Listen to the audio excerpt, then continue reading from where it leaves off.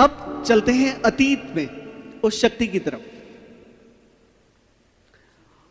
अतीत, अतीत जिससे वर्तमान बनता है, अतीत जिससे भविष्य तैयार होता है। अतीत अगर किसी का अच्छा है और उसने अपनी गलतियों से वर्तमान को खराब कर लिया है, तो उसका भविष्य कभी भी अच्छा नहीं होता। अतीत से हटकर हमेशा वर्तमान में रहें और अपने भविष्य की तैयारी करें, वही आपके लिए सबसे बेहतर होगा। लेकिन अपनी अतीत की यादों को भूले नहीं। चाहे आप अच्छे थे, चाहे आप बुरे थे, चाहे आप कमजोर थे, चाहे आप ताकतवर थे, अतीत को याद रखें। अगर आप कमजोर थे तब तो बहुत अच्छा होगा। ये दुनिया का एक नियम है, जितने भी ये लोग यहां पर बैठे हैं उस नियम को वो फॉलो करेंगे ही करेंगे। जो बाहर हैं, चाहे अमेरिका में बैठे हैं, चाहे पाकिस्तान में बैठे हैं, चाहे नेपाल में बैठे हैं, उनके साथ यही होना है जो मैं बोलने जा रहा हूं। ईसीजी किसी ने करवाया कभी? तो ईसीजी कभी भी सीधा नहीं आता है ना, ऐसे ऐसे चलता है, ऐसे ऐसे। अगर सीधा आता है तो वो मर जाता है, कहते हैं ऐसे। तो ऐसे ही हमारी लाइफ है, अप एंड डाउन से भरी हुई। हम सबकी लाइफ है अप एंड डाउन से भरी हुई, वो कभी भी बराबर नहीं हो सकती। ये चैलेंज है, ये चैलेंज मतलब मेरी बात को कोई गलत कर सकता हो, मेरे को पता है वो कर ही नहीं पाएगा। दुनिया में ऐसा कोई खानदान नहीं है जो हमेशा अमीर रहता है, और दुनिया में ऐसा कोई परिवार खानदान नहीं है जो हमेशा गरीब रहता है। ये रूल है उस प्रकृति का। एक बाप होता है और वो बाप बहुत पैसा कमाता है, बहुत पैसा कमाता है, बट उसकी औलाद उजाड़ देती है। अगर उसकी औलाद नहीं उजाड़ती तो उसके पोता पोती उजाड़ देते हैं। अगर उसके पोता पोती नहीं उजाड़ते तो उसके रिश्तेदार उजाड़ देते हैं। अगर उसके रिश्तेदार नहीं उजाड़ते तो उसका वंश ही नहीं होता।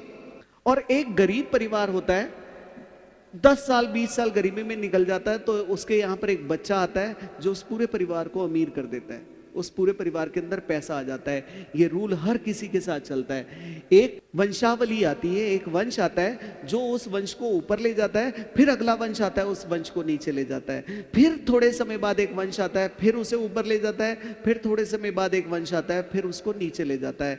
गलत या सही पक्का बताना, यही है नियम। कोई एक आदमी है जो कहता है कि मैं ऐसा हूं, ऐसा हूं, ऐसा हूं, मैंने ये कर दिया, मेरे बच्चे भी अमीर, मेरे बच्चों के भी बच्चे भी अमीर, ऐसा कोई भी नहीं है। और जिस खानदान के अंदर 3 पीढ़ियां अमीर निकल जाएं, 3 पीढ़ियां, ऐसा खानदान नहीं होगा किसी का भी। दादा, उसका बेटा और उसका पोता, ये तीनों ही अमीर रह जाएं जीवन भर, तो समझ लीजिए इस घर को लक्ष्मी की सिद्धि मिल गई है। फिर लक्ष्मी उस वंश से कभी नहीं जाती। याद रखना इस बात को। लेकिन ये होना असंभव है, असंभव। ये तभी होगा जब लक्ष्मी की सिद्धि होगी, और जब लक्ष्मी की सिद्धि मिलेगी तब आप टाटा बिरला बन जाएंगे, क्योंकि उनके यहां पर वो वंश हमेशा से चल रहे हैं ऐसे, है ना। ये नियम है, इस नियम को आप कभी भी तोड़ नहीं सकते हो। इसका सबसे बड़ा उदाहरण है जापान। जापान के बारे में सुना है हमने।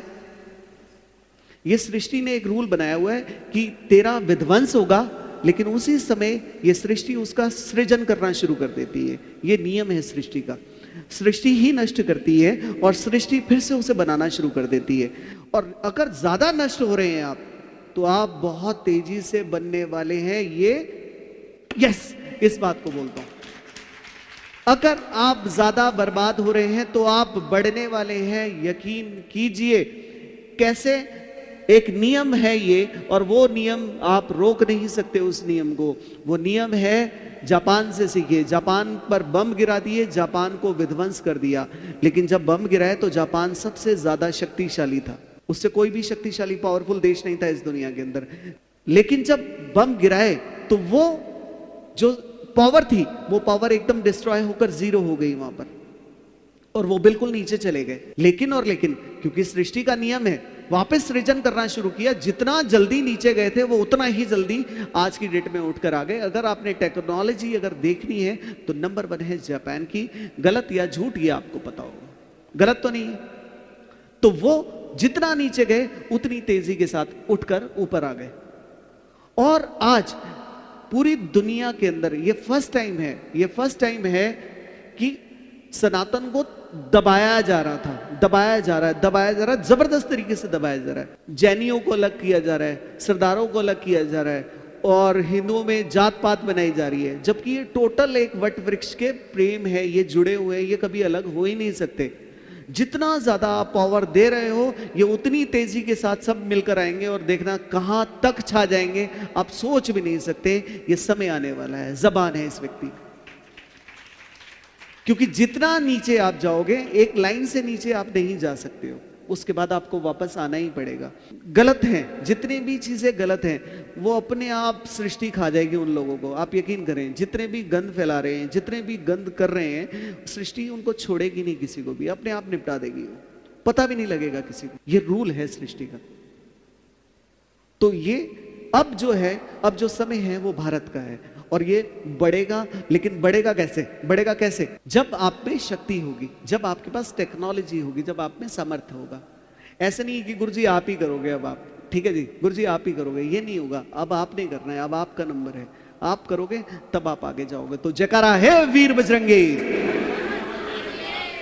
तो ये रूल्स हैं, इन रूल्स को कभी ना छोड़े।